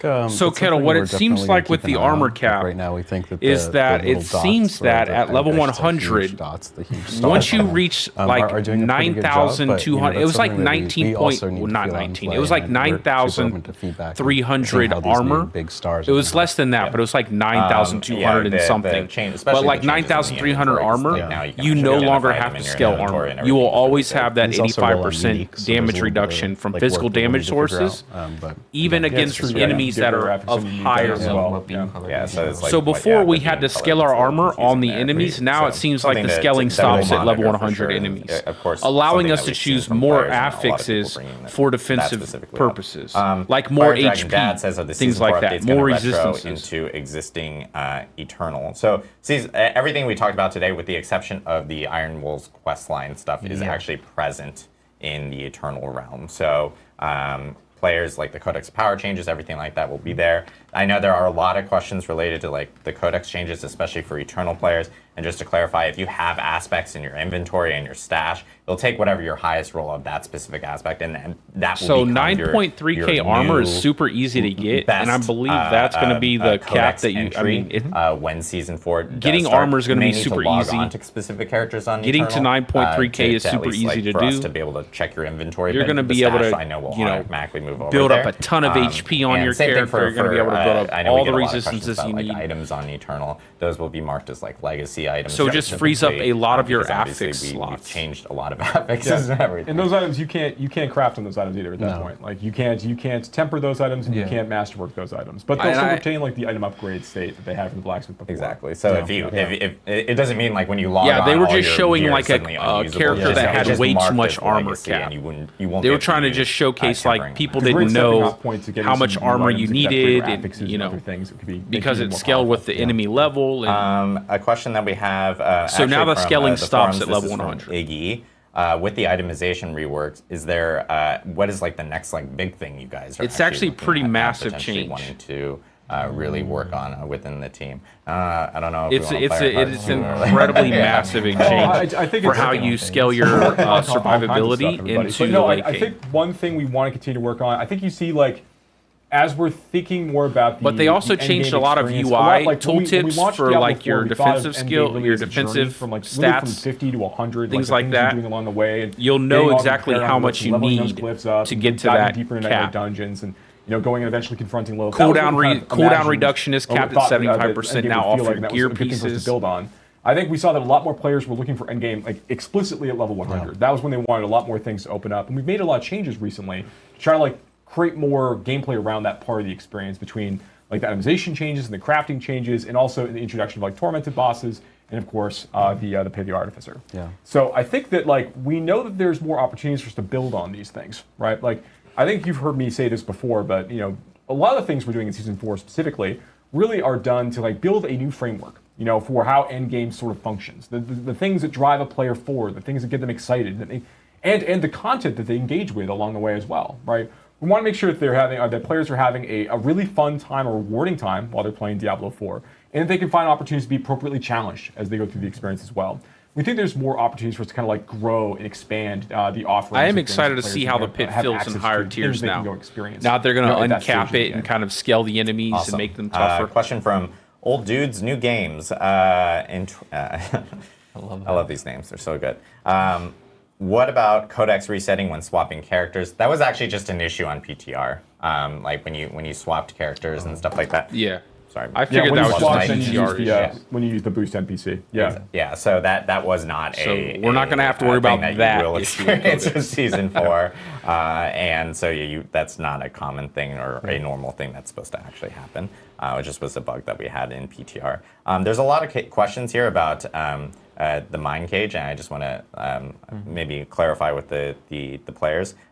Opus Crocus says, if you consume more than one, does the mind cage stack or does Probably the not. timer reset? The timer will probably reset. Yeah, the timer resets. Timer resets. Okay. I wouldn't imagine they would allow it to stack. In regards to, again, this is from Optics. Do mind cages trigger for a single player or your whole group if you're grouped up? Single player. Just a single player. Yeah, it's a personal thing. Okay. All right. So clarity around the mind cages, because I know we've had a lot of people ask specifically. And we want about feedback that. on this, by the way, too. So when you get a chance to play with the mind cage during the season, like, you know, tell us what you think. We want to know. This is from Nupu Games. Do unique items get a stat/functionality boost since tempered legendaries are just straight up better? That's a good and question. Is it generally not worth it to equip a unique item after the patch? Yeah, I mean, I think Adam can speak to some of these changes if you wanted to jump in, but we've done a pass on all the unique items. We've done things like Razor Blade, I think has 4 Thorns affixes, and we changed what the legendary power is. Yeah. By the way, that was a big question we got from people in PTR, okay. because they were like, hey, what What about Razor Blade? We had to change Razor Blade, but it'll be cool. And it's actually in the Okay, patch that's notes, really good. And yeah, it's That's a a lot of massive, Razor man. I Blade's cannot wait to hilarious. get to these patch It's notes, guys. hilarious. I wanted to just have like one, so you can't miss on Masterwork. Yeah. But that might Yeah, be what too I'll say crazy. though about the unique to legendary item power level, I suppose, is that So we knew they did when we a were making these complete temporary run through of the changes and uniques, which updating was those, a that big. we wanted That was a massive because they kind of have a like they have kind of necessity different here for a identities right few now builds in for the game, druid, so we're still figuring out specifically what we like want in the Stormclaw long-term. druid. But the idea is that like legendary items or items really, they have a journey, and you know you're working on them, and there's a story to them, and you know you get it, and it's not like a one. I want to read the new Crone staff because I mean you're losing a part of their identity is that like you know legendary you get a unique, slots, and it's freaking awesome, 2 really powerful, and aspect very slots. exciting, and you have it and you're done with it. And so we're keeping this discrepancy of like what their purposes are in the game for now, and kind of seeing how it goes. We did take a look at some uniques, but we didn't like do a whole pass of like, you know, every single unique now has 5 affixes or something like that. Like we wanted them to be a little bit different, have different identities. So we do kind of expect that uniques may be less prevalent than they were before. We still believe though that a lot of uniques are really key for various builds, and so you're still going to want them. But you're not going to want like a unique in every single slot on your character now because there's clearly always one, but right? Sometimes some builds will want more uniques, some will want less, and we want to kind of see how that plays first before making sweeping changes. You know, some obvious roads we could take is like adding crafting to uniques. What if you could temper them? What if you could do these other things, right? Like we know that that's a thing, and we may do that in the future, but we're kind of evaluating this world where it's not clearly always you only get one or the other, and we kind of want to see how that goes first before making any big changes. Yeah, and the fixed nature sort of has you consider, it's part of your optimization puzzle, right? Yes. Like, well, I'm going to give up some tempering affixes to get this unique, for example, in my chest slot, for example. And we sort of want to see where that goes. Like, we think that that's fun, and we think that the excitement of a unique is those fixed stats when you see the item on the ground. But the problem is okay, it's not a choice I can for a just lot of equip it. I don't builds even have to work for on Druid. It. Like, It's just, you there have for to me. give up. So, Awesome. And then I know, by the way, did we talk about masterworking? Or not masterworking, We but did talk about masterworking. A lot. we did talk. I know. We've done it twice on stream. Did we talk about groups and with the pit? I didn't write it Yeah. down, and I didn't Yeah. talk about it. Yeah. So we got a bunch of feedback that it sucks to help someone with their pit run and just not get any masterworking material. It's like, well, why am I here? So what we've done is we've made it so that the person who opens the pit is going to get 100% of the masterworking materials. Previously, I think it was split, maybe across all players. And what we've done now is that the person who opens it gets 100%, and then everyone who helps defeat the pit gets 50% of that target goal. So we're trying to walk that line where group play isn't just like totally overwhelmingly efficient, but you're still getting something for helping each other go through those pit levels. That's pretty nice. We heard a lot of feedback about players going like, it feels a little unrewarding to and so totally there get were some that. changes. In general, I think there's still some tension with how players feel about the efficiency of groups versus the efficiency of solo play with like boss summons and things like that. These are things we're thinking about, we have ideas on, but we want to continue to get feedback, particularly with these changes, and kind of see how things play out. Absolutely. Awesome. We're getting questions about, hey, are there any updates on social features and things like that coming to D4? Don't know if we have anything to share right now. It's something obviously the team is very well. You guys ask all the time, so we're very, very aware of it. And the team is been looking at it, and once we have more to share, we'll end up sharing it with you guys. But for right now, we don't have any update. Yeah. There's questions about it. If there's plans of adding maybe potential leaderboards to the pit or anything, or is that going to be something that's just exclusively on They the just need Gauntlet? more leaderboard-like I think activities. the idea of adding leaderboards to other types of content over time makes sense. Could be pretty fun, But right now, I really want to see how the pit plays on its own. The trials feature. I wish they. I hope they have really some want that to be information a in the place official where patch players notes can- for the or Gauntlet. It's a place we really want players to be able to go and compete in a very fixed environment, a very extremely fair environment, which is like what we really prioritize as part of the release. The pit is pretty variable run to run, so that makes it a little more complicated. It doesn't mean that we would never add it. I think that there's a clear indicator that it'd be pretty fun to have this slightly looser leaderboard associated with a feature like this. Yeah. But we're going to see how things play out, and we'll be thinking about how we can add more competitive features like that to the game over time. Question from Elro here. I didn't pronounce that right, but Elro here. I think that is actually nailed it. it's like an elven name right now. Since not everyone actually experienced PTR, because PTR itself was on PC Battle.net, but they were asking when tempering, can you keep previous rolls? Can you keep previous rolls? Like the enchanting system. That was one of the currently bigger. Right now, we don't have the functionality to let you keep the roll. Right now, if you're going to commit to re-rolling, you're going to lose that You're previous committing one. to rolling. Yeah, it's sort of like the blacksmith is hammering on that item and unlocking different aspects of the weapon. You sort of lose what you previously had. But we're open to feedback, right? It's completely new I wish feature. they would have Really changed wanna that. That hear was how one of it's the things playing, I and put ultimately in what we my want is a fun crafting forum feature. post. So if, that sort of feedback is really valuable. We'll take two more, and one is from Matt LOL. Is tempering going to allow changes for the skills, the skill type, like maybe lightning hydras, or maybe changes to Blizzard where it's a rain of fire or something like that? That's pretty cool. Honestly, anything an Apex can do. Yeah. It is open season of things we could potentially do in the future. Yeah, not in season 4, but possibly in the future. Yeah, it's a great system to expand. And this is actually from There's a lot of space to grow.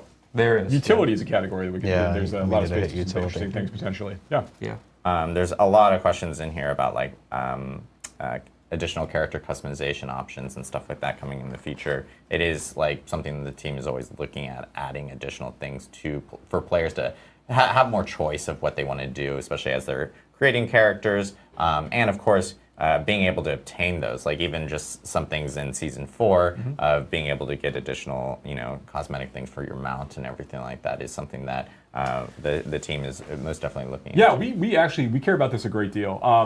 I think one thing that's very interesting about Diablo 4, or a problem that we have that's very specific, right? is there are actually quite a few cosmetics for players to earn out on bosses and things like throughout the game. Like there's lots of things for players to collect cosmetically in the game. But it's really hard to know that drops off that thing in Diablo 4. Like you can go and you could fight like a world boss 50 times and not have a drop occur for you, right? Like then eventually you get your special horse. You're like, oh, okay, it is here, but you have no idea. So it's kind of like it's harder to know exactly where to grind. We're actually talking about that a bit on the dev side to see if like there's more ways we can kind of like make it clear where certain things can be found, which I think could be really fun. Yeah. But I think that there's work we can do there, and also there's still work we can do about just trying to get more cool looks into the game. Yeah, I think so that's talking a lot the bigger more thing with the various teams is making a lot of the cosmetics actually look cool. And there's a broad that you range get of from bunch the different to drops. More cool stuff to you guys, and more cool stuff for players to find and pick up and equip and feel like it was really exciting to get that thing. One thing we're doing like already is we're like as we develop more uniques, we're trying to make sure that we have like more unique appearances to go with all of them. We usually have like a lot of really I think the fun best ideas. one is we have to constantly the like, fire like, horse you get from we only Duriel. have like this X many swords, but like we have like this many ideas for swords, and we want to like try to get this in the game. We want to wait till we have the artwork for a sword. We usually try to make sure that we've got a fun toy to immediately give you. But we're going to make sure we're trying to get more of that stuff in game as well. So there's just even more artwork to the unique system for players to collect. Awesome. So that's all the time we got right here for today. We went over all the changes, or not actually. There's even more changes. There's actually more changes in the patch notes. We can't go through every single line in the patch notes over a stream, so you guys can actually check out the patch notes. Those will be available on Diablo4.com. We always have those listed on our specific patch notes page, and those will be live immediately after this stream. Season 4, Loot Reborn, starts on May 14th. This is across all platforms. It's on PC, Xbox, PlayStation, and of course, if you're an Xbox and PC Game Pass user, you can also play Diablo 4 now via PC Battle.net or on your Xbox. So lots of opportunities to play, and of course, Steam. Can't forget Steam. Steam is also on there for PC. That's also a platform. That is also a platform. We're everywhere. Any other platforms you want to just shout out? Or? We're everywhere. Oh, all right, we're everywhere. Just everywhere. But again, thanks to everyone for tuning in. We're looking forward to you guys jumping into Season 4 Loot Reborn. Yeah, we'll see you guys in game. And thanks again. Yeah. Thank you guys. All right, that's pretty good stuff. Lots of interesting things there. A lot of things that I'm really excited about. The big ones, probably like reducing the cost of Veiled Crystals for swapping aspects on your gear. The armor cap is a huge one. I don't think people are going to realize how big of a change that is. The fact that it only costs like what? You're only going to need like less than 10k armor to reach armor cap. You're going to be able to invest so many affixes towards like more HP or more barrier generation, things like that. So there's going to be better ways to build up your defensive capabilities for your characters. The obels vendor change with everything now dropping obels. It might not sound like a big deal at first, but it's going to be a pretty massive change to how you actually farm for gear in the end game. You're going to have the ability to target farm specific gear pieces with the chance to get greater affix rolls from the vendor, making the vendor incredibly powerful and a massive improvement to that system overall. Because honestly, I wouldn't even use my obels. I basically just always kept 1,000 and never really used them after that. There's just a ton of stuff in there. There was a ton of stuff in there that was really nice that they managed to swap up. And I'm actually pretty impressed, especially with the small things. Like there's now going to be a way to see that you have a greater affix rolled drop piece, greater affix rolled piece of gear drop. And that is also going to show up in your inventory. So that's actually pretty cool. But I'm going to cover those patch notes. I'm just going to hop off here, get something to eat, and then I'm going to go ahead and make a full breakdown video of the patch notes that I'll have out to you guys before the end of the day. And then I will probably stream either No Rest for the Wicked, or I'll probably stream Lords of the Fallen or something like that later on. But super excited for season 4. I cannot wait to blast this. It's just going to be so much better, especially the leveling experience. we're going to be able to level so fast. You're going to be able to get to level 100 incredibly fast. And not only that, but with the mine cage and the fact that you can now use mine cages at lower tiers, you're going to be able to level alternate characters even faster than you previously leveled. So lots of great things coming to the game. Super excited for Season 4. And like I said, I'll be breaking down those patch notes as soon as I can. I just need to get something to eat. But I appreciate you guys for stopping by. I'm going to go ahead and call this stream here, but I will be back on later streaming something differently, and I will obviously talk about the patch notes in that stream if you guys are interested. So anyways, guys, I hope you guys are having a great day or a great night, depending on wherever you're from, and peace out, guys. I will see you later.